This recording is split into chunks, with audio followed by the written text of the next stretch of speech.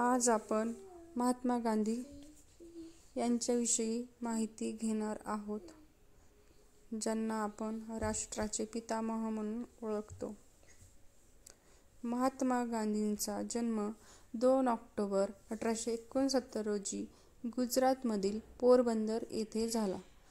त्यांच्या वडिलांचे नाव करमचंद आणि आईचे नाव पुतळीबाई होते. इसवी सन 1883 मध्ये त्यांचा कस्तुरबा यांच्याबरोबर बालविवाह झाला.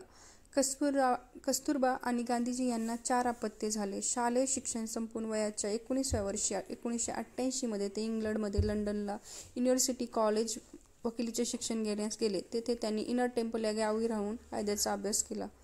गांधींनी आयुष्याची 21 वर्षे दक्षिण आफ्रिकेत घालवली. तेथे त्यांनी पहिला सत्याग्रह केला. 1915 मध्ये गांधीजी कायमसाठी भारतात परत आले. गांधीजींनी 1920 मध्ये काँग्रेसची नेतृत्वाची सूत्रे हातात घेतली.